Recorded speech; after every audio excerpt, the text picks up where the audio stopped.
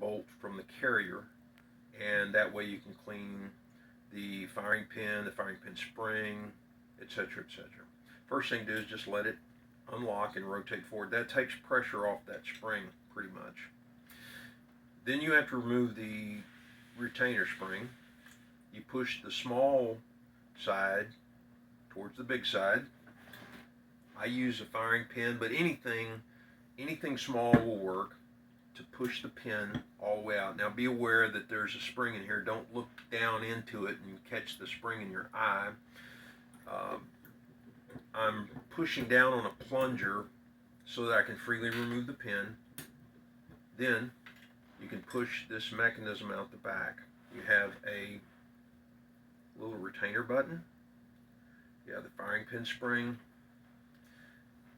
I'm going to just pull the carrier. The carrier yoke engages the firing pin like this. When you remove it, you can drop the firing pin and the firing pin sleeve out. This was pretty filthy. Okay. And these are all the separate parts and pieces. Now, as a suggestion, you wipe them all dry of grease. You do not use grease when you reassemble these. Grease is so thick that it can actually slow down the strike of the firing pin and give you light strikes. So when you clean this up and you reassemble it, I'll show you the proper lubrication procedures. Anyway, this is how the firing pin sits in the carrier. When you pull the trigger, the carrier jumps forward about a ½ inch, 3/8 to a ½ inch, and carries the firing pin into the primer. Before it can do that, the bolt has to be all the way rotated into position to lock.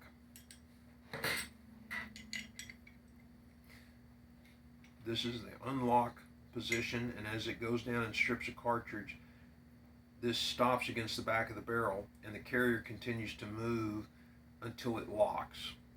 Once it's locked, the carrier can then drive the firing pin into the cartridge, but unless that bolt is all the way locked, the firing pin, it can't go. So that the bolt has to be all the way locked, and that's actually pretty cool because that keeps you from having any kind of cartridges going off out of battery.